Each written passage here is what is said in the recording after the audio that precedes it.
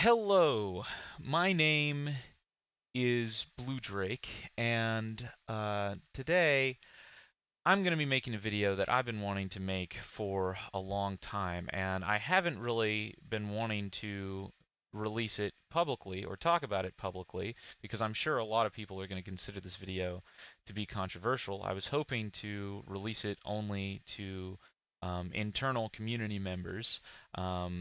But unfortunately, since YouTube still hasn't released the feature that I've been waiting for that allows that, and this is something that I've still just been burning to talk about. Uh, I'm just going to go ahead and talk about this publicly. But for those of you who are wondering the kinds of videos that I mentioned in my previous video that I don't like talking about publicly, this is one of them because I actually don't think this opinion is controversial. I don't think this opinion is controversial at all. And it's gotten to the point where me and a lot of the people that I either work with or talk to, we're starting to think that a lot of the backlash against these kinds of opinions might even be engineered backlash. Like it's reached that level of paranoia, because to be to be against this whole it's not even an opinion. It's more of an observation. Um, you would have to be somehow biased. You'd either have to be off of benefiting off of this, or be paid by somebody who's benefiting off of this, or something. Because to be so upset about this that you actually harass YouTubers that have this opinion, etc., is just it's I don't understand it. But this is kind of an example of the kind of stuff that I wish I could talk about it internally, and I absolutely intend to talk about internally. So hopefully I don't get too much flack for talking about this publicly, or harassment for talking about this publicly. And hopefully there's a lot of you out there who are gonna support and understand this idea. But let's get into this, because I want to just kind of break this down. I have been getting a lot of messages over the past couple of years, that are just always saying, "Hey, Blue Drake, cover this game. Why, please talk about this game. Talk about this game. Look at this game. There's this new game coming out. Oh, how do you feel about it?" And I'm just going to sum up all of how I feel about all of the games that have been releasing for the past couple of years, uh, kind of in one paragraph, and that is, I am getting really sick and tired of playing and buying the exact same game. And I don't mean like, oh, I bought a game on PC and now I have to buy it for like Xbox 360, or like, oh, I bought a game on Steam and now I have to buy it on Origin or whatever. Um, I'm not talking about that. I'm not talking about that. I'm talking about, I am getting tired of people trying to get me hyped over games that are not innovating at all. And yeah, okay, they do look pretty and they play well, but they look the exact same as every other game. They play the exact same as every other game. Even furthermore, it's getting to the point where a lot of these games are built on the exact same engine, and they look the same and they play the same. Sometimes they're even using the exact same sourced assets, and they look the same and they play the same. They're covering the exact same material. They're doing the exact same things, and yet every single one of them, even though there has been this huge influx of games that are exactly the same, and there's all of these tools coming out, all of these engines that are now free that everybody can use. There's all of these assets, and there's all of this that has now lowered the bar for accessibility into actually making video games, so you can make video games for less, for cheaper. You can do more, and you can do it faster, and you can do it with less people. And yet I have people hitting me up all the time saying, "Oh, hey, why aren't you excited about this game? It looks just like a game that came out 7 years ago and is the same price." And obviously, when when I say this opinion out loud, there's a lot of people that get mad, which is why it's gotten to the point where I don't even want to talk about it unless I'm talking about it internally. Because the funny thing is that I don't even have to talk about it for it to still happen, because this is the way the industry is going. Um, And I think it's getting to the point. Let's move along in this video that I'm not the only one who feels this way. And it's funny because when I make a video about it, you constantly have people that are like, "Oh yeah, well that's just, the loud minority." No, it's not. It's not even the loud minority. You have games out here that are releasing that are bombing in reviews, and people are getting really exhausted paying 30, $60 full price for a game that has a 10-week lifespan that looks the exact same as everything else, built in a free engine for probably a tenth the price that it took to build the exact, if maybe even less than tenth the price that it took to build the exact same thing 7 years ago. Um, and you have people like that getting mad at consumers being like, okay, well this is the exact same thing, it looks the same, it's full price, and it's got a 10-week lifespan, and there's 50 other games that look the exact same way.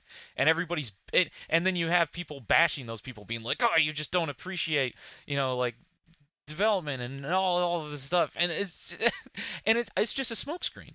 I think it's just a smokescreen. And I don't look. This is this is why I don't like talking about this publicly, and I do want to build an internal community using YouTube's features that are coming out. I'm getting really frustrated waiting for it, honestly, because I would love to take exact examples. I would love to compare things just straight up. Just looking at a game, be like, okay, let's take a look at this game. Let's take a look at how this game was built. Let's take a look at how many resources were used to make this game, versus previous games that came out nearly a decade beforehand. And really break it down. But of course, whenever you do that, the people who are incentivized to keep that stigma going, where you still have people basically paying for the exact same thing, like the backlash from that is, I mean, you watched my previous video, you've seen how absurd it's just gotten absurd. Um, and so let me show you something, okay?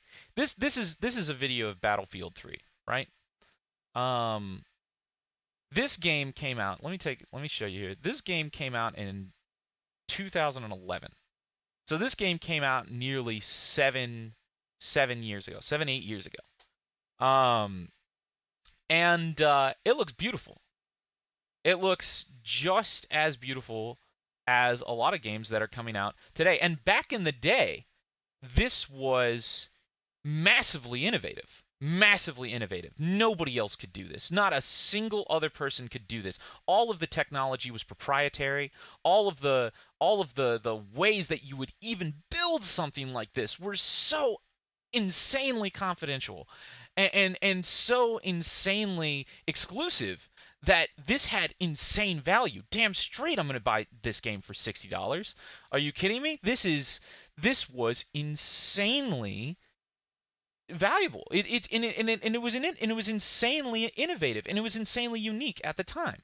Just in the same way that, many years prior, Zelda games that came out were incredibly unique. Back when you actually had to purchase a physical Game Boy in order to play certain video games. Nowadays, you can download an emulator for free and every single Game Boy game that has ever existed and run it on a Raspberry Pi. Like you can do that. You can do that. And that's progress.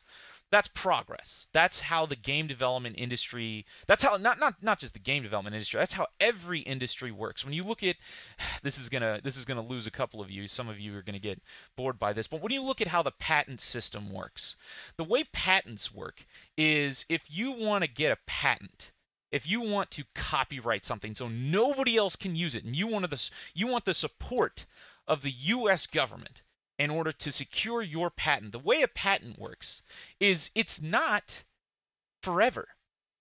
When you make a patent, it's not like, oh, well, you own this idea forever. It's actually a trade. It's actually, and I actually learned this a couple of years back, and it completely redefined the way that I think of society. And I was like, oh, that's amazing. I love this idea. The way patents work is, if you have an incredible, unique idea, you file a patent. Nobody else has done this before. And you file this patent, and if it gets approved, that means you've done something unique, and you get a period of time. You get maybe like 10, 20, however many years where that patent is enforced and exclusive to you. But when that patent is over, that exclusivity is over. And in order to get the patent itself, in order to actually get that patent, whatever it is, whether it's an engineering, innovation, or anything, you have to submit documentation and blueprints that show exactly what you did. Everything, every tiny detail. You have to submit that, and you show exactly what you did. And when your patent expires, all of that material becomes public domain. It becomes public domain. And that is this is what blew my mind. I was like, this is how we advance as a society. This is how we advance as a society. This is why every single year, we can live better lives because this system is in play. This is why we have smartphones now. This is why we have things that even 20 years ago were incredibly unique and innovative and rare, and now we take for granted. And because we take it for granted, we can do even more innovative things and continue to advance society. It's a genius system. It's beautiful. I love it. I love it. And this is how progress happens. And it's the same everywhere. Even to honestly, even without patents, it almost kind of happens naturally. When you look at game development, engines, entire game engines that back in the day were worth $500,000 to $1 million, and you had to pay exorbitant amounts of money for just a single seat. Even if that's just if you could get it, like you want to have access to the Frostbite engine for Battlefield 3, like good luck. Not only would you have to know somebody who knows somebody who knows somebody, but you better have, fat checks. Nowadays, in order to get something that looks as beautiful as this, even though it's crazy because parts of Battlefield 3 still hold up after all this time, but if you want to get something that can get you close to this, it is insanely more accessible now. It is insanely more accessible, and that is because the value of it has diminished. That is the simple fact that I have been trying to that's obviously considered to be a controversial fact that I don't think is controversial at all. I think that's just reality. And now if you show me a game that looks exactly like other games, and there's so many now, and there's going to be so many more. Like, I think that's the thing that people don't realize. If this is just the beginning. This is just the beginning. In the same way that, back when the iPhone came out, it was huge. It was the only thing. Now you look over, how many other smartphones are there? 1 billion.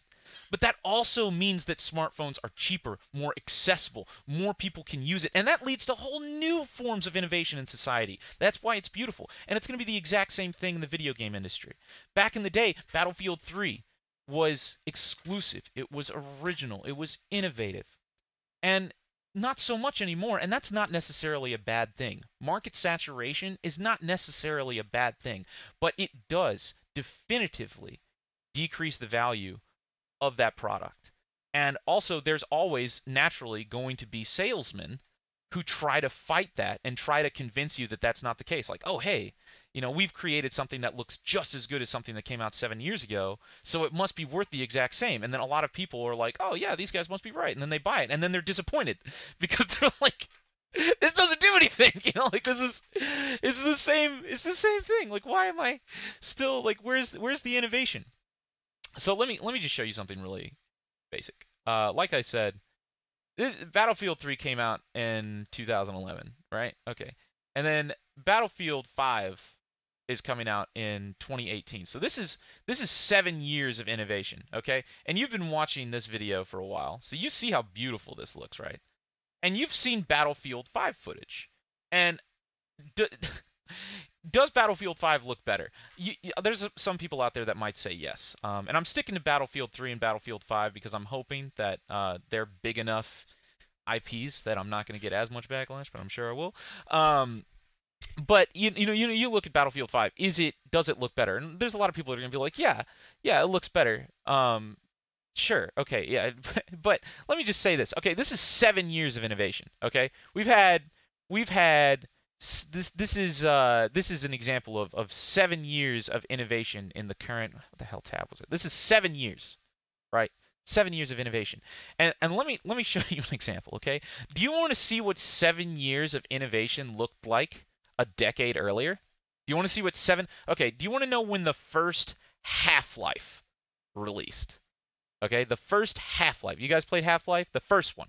Okay, let's take a look at this game. Okay, look at this. This came out in 1998. All right, and looked like this. No, it's still, I mean, it's still fun. Still a fun game. Like, don't get me wrong. I play Half-Life S-Mod all day.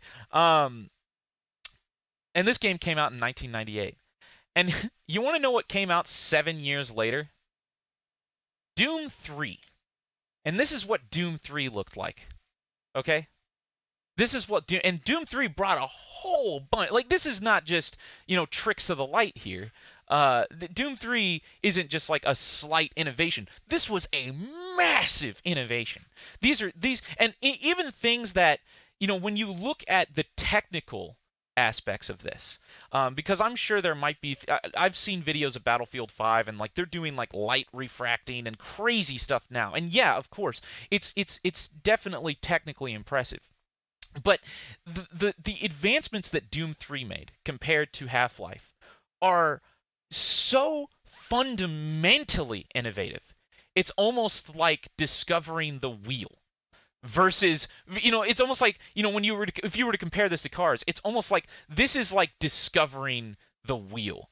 Versus, with a car, maybe making a better airframe. Like 100 years later, we're still innovating cars, maybe to the point where we're using like super advanced technology to really push car innovation. But even if you were going to sit there and innovate a car, is it going to be as much of an innovation as discovering like the goddamn wheel and some of the fundamental elements that make cars cars? And it's the same thing. You're seeing the exact same thing. I actually think that the game development industry is hitting a wall. Because for the past five or so years, I have seen very little compared to when I was younger and when I started playing video games. I have actually seen a significant decrease in true innovation, and it's considerably less exciting. It there are still video games that are 7 years old, that are 7 years old, that still hold up. And the reason they hold up maybe isn't even necessarily that they were so good. It's that everything else nowadays isn't as good. Like it's like, obviously this was a massive innovation to reach this point. And if there was as big of a jump, cuz look at this, like, I seriously think, because Battlefield 3 came out in 2011, right? And compared to Doom 3, look at the jump. I actually would say that from here to here, this is a quality innovation. This is a quality innovation. Like, this was worth the money. This was, people saw this. You had Doom 3. It was a single player game. Yeah, it looked beautiful. It had really incredible lighting, but was it networked? Did it have 64 players? Did it have tanks? Did it have combined arms? This was taking all of those other innovations and then packaging it in a completely new frontier. That's what made this amazing. And I haven't seen this. I have not seen nearly as much innovation in the past 5 years as I saw back then. Um, and yet, I still have the same number of people trying to convince me, that there's still that all of these things that look like games that came out 7 years ago are still innovative. And it's almost like, I'm going to be honest. Here, I'm actually going to show you here. Look, I'm going to show you EA stocks. Boink. And you can see this across. Oh, it's down recently. Which is actually, I guess, kind of, you know what? This was kind of a prediction that I had. Let me show you something. Does anybody here trade cryptocurrency? Okay. Does anybody trade cryptocurrency? This is a rhetorical question because it's not like anybody can answer me. If any of you guys know cryptocurrency, because I traded cryptocurrency for a while, I was super into that. And you'll notice the culture around cryptocurrency. Back down here, nobody cares. When a cryptocurrency is like new and it's small and it's low in value, I mean, there's people that are excited about it, that are like but it's not reached that level of it's not like It's not a bull market. Okay, like it's not increasing. You down here, like in order for it to even be at this low of a value, obviously nobody knows about it, nobody cares about it, and then it starts increasing. It starts increasing. It starts increasing, and then now people are starting to catch on. And this is funny. Look at 2014. This is about when I started my YouTube career. Like right here, right here. This is where I started my YouTube, and this is everywhere. Ubisoft stocks. Are they even publicly traded? Yeah, look at this. This right here. Look, this is across the board. I don't know if you guys have ever seen this, but this is across the board. This is when I started my YouTube career. This is when the only people that were in this industry were the people that like were nerds and just cared about video games. That's it. And then over time, you start seeing it go up and up and up and up and up. And this is where people start freaking out. People are like, oh man, there's money to be made here. This is both on the YouTube side. This is on the game development side. This is when, engines start becoming free. This is when content starts. This is when YouTube starts monetizing content and allowing everybody to become partners. And it starts exploding. You start having games coming out. This was the golden era to get in. And I swear, just like in cryptocurrency, when you reach a peak and nobody wants to admit that you're at a peak, this is when things get nasty. This is when people get nasty. When there's money to be made, but and now the industry's at this all-time high, just like it's always been at this all-time high, right? It's at this all-time high. And for the people that were, that got in early, the going's been good, and but now it's at this all time, and you've got all these people coming in wanting to make money. You've got all of these people coming in, releasing games that just look like something that was successful back in. So like, why can't I be successful now? I'm doing the exact same thing as everybody else. Why can't I be successful? And this is where people get nasty. And I actually think, if you guys watched my previous video, I actually think this is it's gotten to the point where it's just I almost want to bow out for a little bit, because the nastiness has gotten so not just bad, but also to the point where it's completely irrational. Like just complete irrationality. Um and I think the reason this is because we're at a peak and there's about to be a massive crash in the game development industry. There is no innovation. Everything is exactly the same. The market is exhausted. People are tired of buying the exact same game that looks the exact same as 7 years ago. And the only innovation that I can see happening in the near future is doing the exact same thing 7 years ago, but for cheaper. That's it. To the point where I think it's actually going to crash so low that it's going to go the same way that the music industry did, and then it'll probably bounce back off.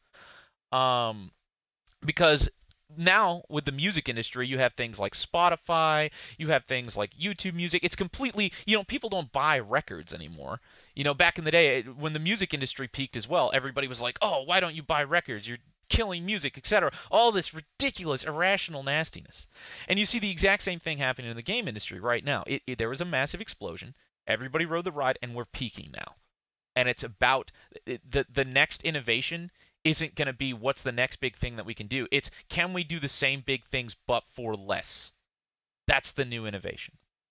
And I think that that's not only why the industry has gotten so toxic recently, like to the point that it's just ridiculous, but this is also where I think that we're going.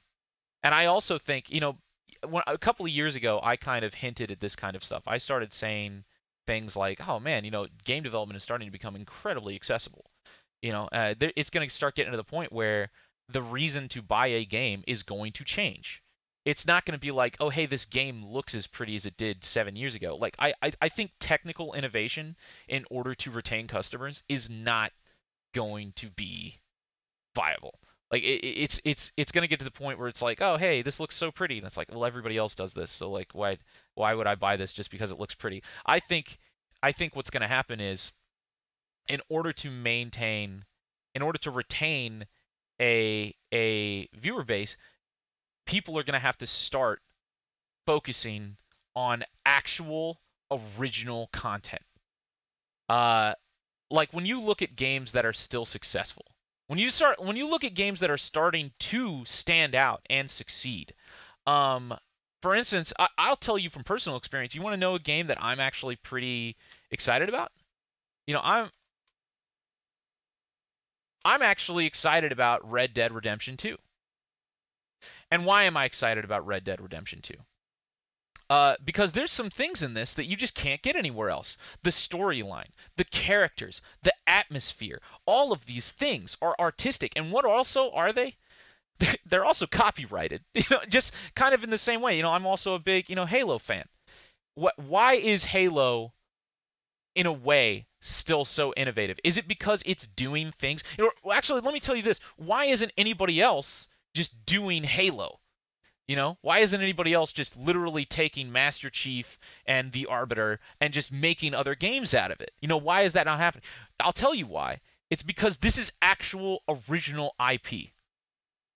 These are original storylines. These are original characters. This is original art. This is even the armor, the guns. Every single element of this was built from scratch. This is actual, active, original IP that is not only difficult to build, but is also genuinely entertaining. And I think that the technological advantage in video game development, like using that as an excuse, being like, oh, buy our game because we have more players, or buy our game because we have bigger maps, or buy our game because it is prettier. That selling card is not working anymore because there's no innovation. You can't, like, I haven't seen anything, even games like that, even games that are pushing that bar.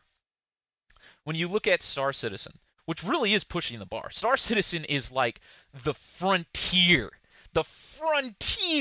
of innovation. Not only is that insanely expensive to innovate the last tiny little bit of innovation left in video game development, but it's also like, does it really have as big of an impact on people's interest to buy a video game as storyline and characters? I'm not going to argue that point because I'm sure you could argue it either way, but I will say it's getting close. It's getting to the point where if a studio were to sit down and say, okay, are we going to spend millions of dollars trying to build like an entire universe, or are we going to spend like potentially less money developing a set of characters and original characters that are exclusive to our community, that and exclusive to our brand that people are going to enjoy? It's getting to the point where this actually is potentially a worthwhile investment compared to actually trying to do technological innovation. And that's what I'm seeing. That's why that's what I'm seeing across in the market. And when you look at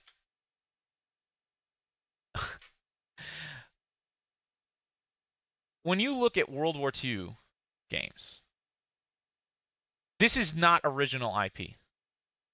This is not, and back in the day, one of the reasons to do World War II was because of the technological innovation. This is why, back when you had Battlefield 1942. Look at this. Battlefield 1942. Yeah, this game looked like balls, but nobody else was doing this. Nobody was doing this.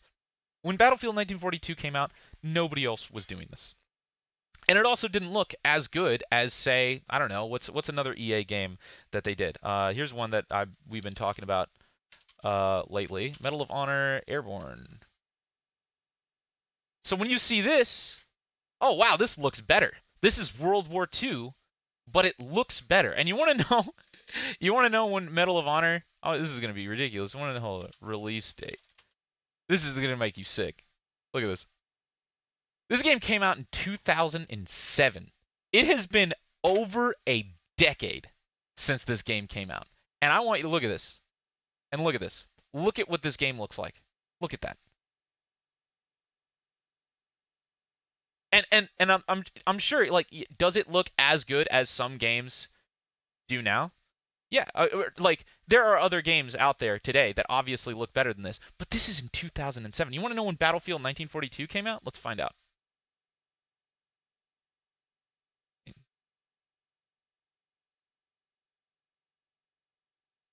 Let's see, 2002. So this is This is 2007, so that's 5 years. 5 years of innovation to go from this to this. Okay? 2007. Okay? And and it is 2018, people, almost 2019. It is almost over 10 years of innovation. And can you honestly say that there are World War II games out today that look as significantly better to this as this looked to 1942? And that is why, and everybody, and all the salesmen, everybody is going to fight this, and they are going to hate people that talk about this. But that is why this is going down. Let's see, is it actually going down here too? I don't even know. Oh, hey, yeah, look, it is. This is why we're peaking right now. And I honestly think this is the top. I think that, and this is kind of what I have been pioneering. I think the only innovation that is left is to do the same thing for cheaper. This is why I think it's actually, and in fact, this is a whole nother conversation that we could have.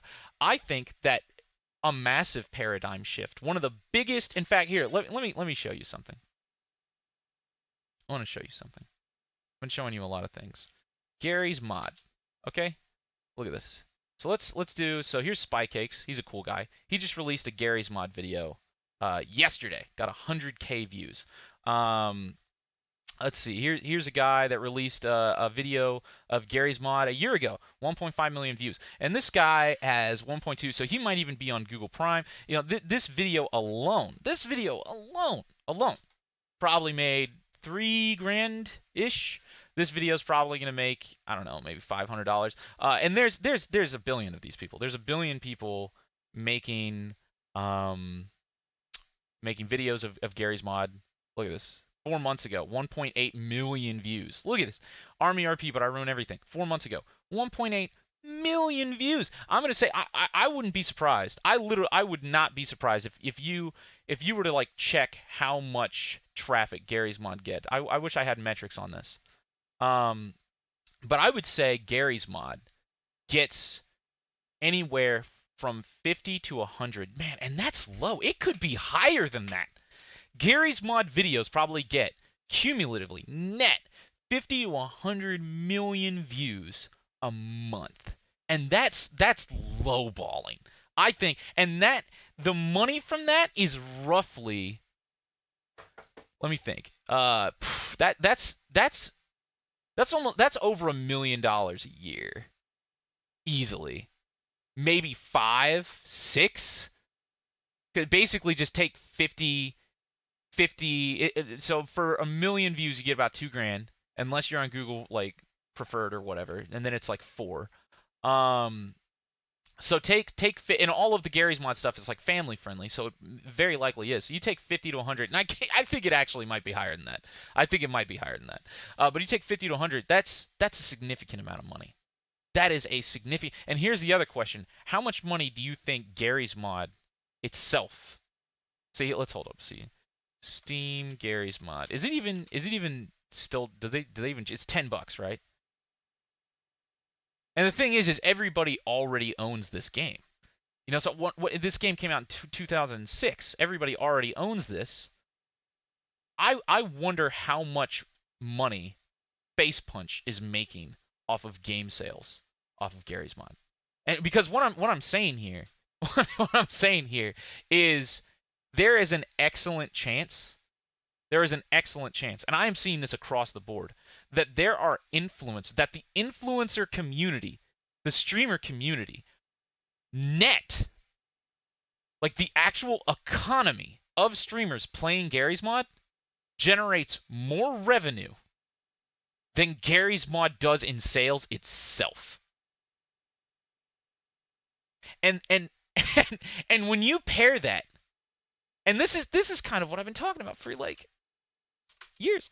If you pair that with the fact that we're peaking in the game sales world. Like this could potentially be a peak.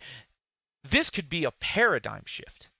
When you get to the point where influencers are making more money than the video games themselves, that's a paradigm shift. And that also explains the animosity towards the people that are going to lose in that exchange.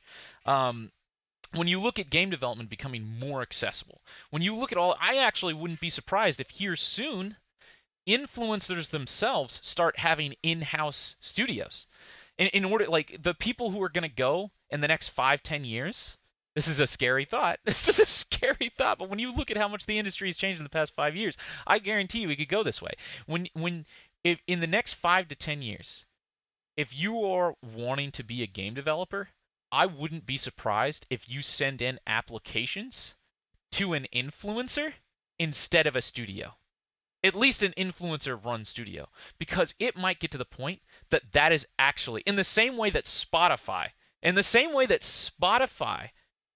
completely changed the way that we thought about monetizing music, influencers are changing the way that we think about monetizing video games. And that's massively disruptive, because influencers, not only are they potentially making more money per month than some video games right now, but that money is also perpetual. People love watching videos perpetually. It's not like, oh, well, I've already seen, enough videos, so it's over. Like, you want to figure out what happens next.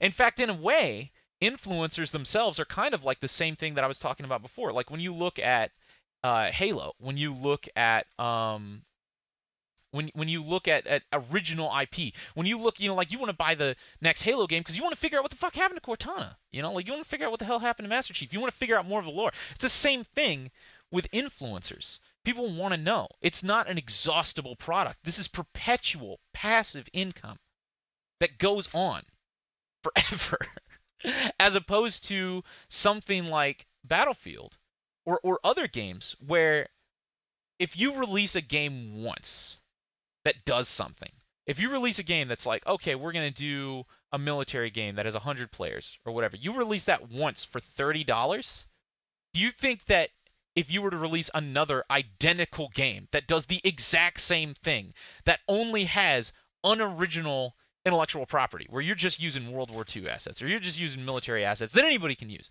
do you think if somebody were to release the exact same game for the exact same price that it would do as well? No. No. Unless there's some cultural reason that somehow changes that. But no matter how you slice it, the value is going to decrease to the point where the only innovation that is left is going to be doing the same technical thing for less money, all the way down to it being free. And I honestly think that having an entire alternative market of influencers that can even monetize free content itself will accelerate that. Will accelerate that innovation, because you have a massive industry of people who are highly incentivized. What the fuck? Okay, sorry. Let's say, anyways, Battlefield 5. You have a massive group of people that are highly incentivized to have games like this for free. When you even look at Gary's mod and stuff like this, does Gary's mod being $10 benefit these guys at all? No. In fact, if Gary's mod was free, it would probably actually help these guys. It would help build that economy. It would help build that community, build that presence and everything. And it's getting to the same thing. You have influencers now that are making more than the game developers that are making the games that they're playing. And it's actually almost becoming a competition. It's becoming adversarial, because you have game developers out there that are releasing a game for $30 or $60 or whatever that looks the exact same as a game that came out 7 years ago, but you have influencers that are making money off of content, and having a game that's $30 does nothing for them. Nothing. Unless they have some kind of brand deal, or they become, but even that isn't going to last. It's not going to last, because game sales themselves You can't. It's getting harder and harder to sell a game that looks the exact. Anyways, how long has this video been? Let me check. Oh God, another 40-minute video. I'm sorry. Um, I wanted to wait to make this video. I wanted to release this internally because I'm sure it'll get controversy. But that's the point. I don't feel like this is controversial. I feel like this is just the market. I feel like this is reality. Um, so when people are constantly messaging me being like, "Are you excited about this? Are you excited about this?" And I'm sitting here like, and I try to be excited, kind of. And I'm sure a lot of you guys feel the same way. And then I just play and I'm like, dude, this is doing nothing for me. This is the exact same thing. This is the exact same thing as other games that came out years ago. In fact, it's getting to the point where there's games that are coming out that are just copying games that came out last year. You know, it's the exact same thing. It's like, oh, come buy our game. It's the exact same thing as like this other game that came out last year, but like with maybe one or two gameplay tweaks. Like that's not innovation. That's just a customized version of the exact same game. You know, like, oh, I'm gonna take this game and I'm gonna speed up the movement a little bit and then like change a few things. Uh, it, that's not a different game. It's the same game with a couple of very, very subjective things tweaked. And the impact that's going to have on the market, the reality of that situation and the impact that it's going to have on the development market is going to be massive. And I think that the way to survive the impending crash that is going to happen is going to be a focus on innovation, which is one of the reasons that I've been focused on innovation in the past couple of years. You know, a lot of people are like, "Oh, why aren't you doing this? Why aren't you doing this?" It's like because the entire market's going to change in 3 years. Everybody who thinks they have an advantage right now are not going to have an advantage. Everybody who thinks they have a disadvantage right now are not going to have a disadvantage. Everything's going to change. Everything. Everything. And uh, and there's going to be a lot of stubbed toes and hurt feelings when that happens. To the point where I am genuinely, I almost want to just chill out and then just wait for the crash and then just kind of come back when everybody's when people have had time to like, because being on top of this market right now is not fun. Being the biggest of the market right now is not fun because the attention, the pressure, the FUD, the paranoia is just insane. It's insane. And I think that's just another element showing that we're at a peak. I think we're at a peak, and I think this is why everybody's so stressed out. I think this is why there's so much controversy because we are for the first time in a long time seeing that there is not going to be at least as drastic as an increase. Like I think what might happen is you're going to have this, it's going to skyrocket up and it's going to do this. It's going to do this. This is what's going to happen. Again, up here. Like maybe the value will hold, but what goes up must come down. like I uh that's it. All right. Well, thank you so much for watching, ladies and gentlemen. I'm sorry for making another video. These are the kinds of videos that I really would like to make privately because like I've said, I really don't like to, because I'm sure there's going to be a lot of comments of people who are either in denial or disagree with this opinion and don't disagree with it constructively. Disagree with it because they're scared. Because they're scared for their jobs, they're scared for their lives, and they're scared of what's going to happen. And what do? They take it out on people. They harass people, like Google people's wives. God knows what. Um, and you know, back in the day, like when I started my like none of that was a problem. Down here, not a problem. Up here, so bad, so bad, so bad. I miss these days. I miss these days when it was like not, when it wasn't just a freaking bull rush. Like it's just everybody's in it for the money right now, and the people that don't make money are like pissed, and it's just oh god.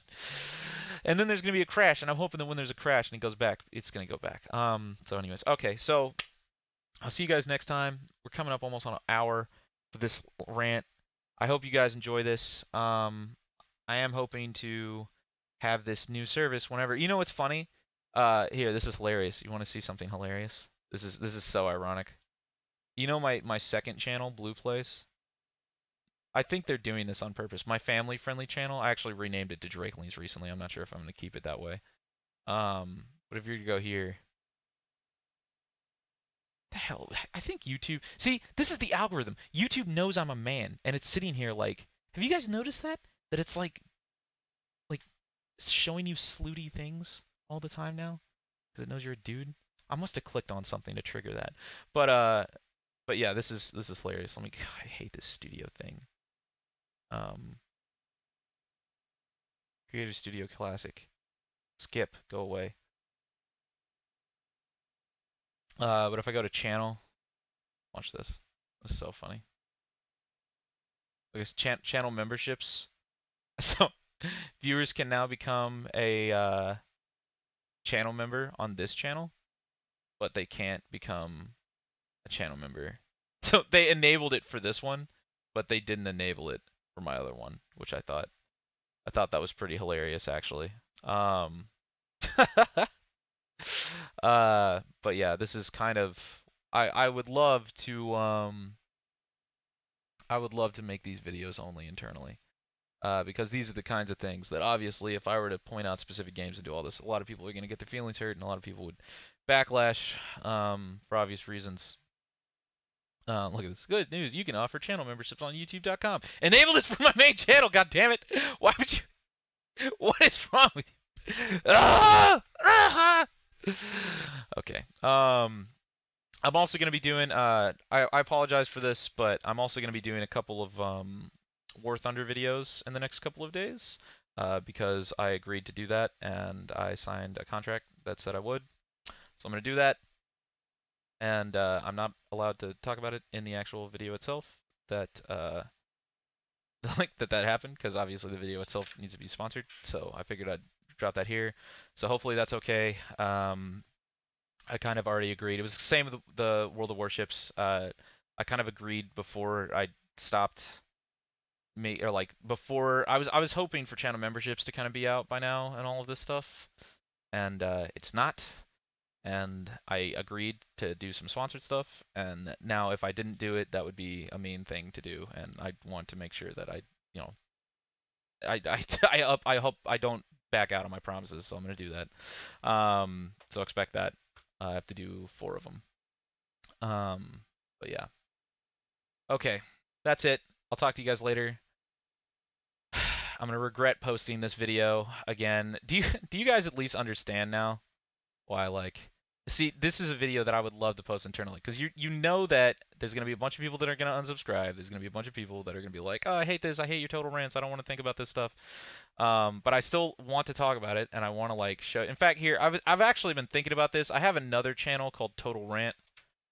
I've been thinking about hitting this up again, and I've been thinking about doing this, and then having all my public total rants here, and then all my sensitive total rants only for channel memberships, but I haven't really decided how I want to do that yet.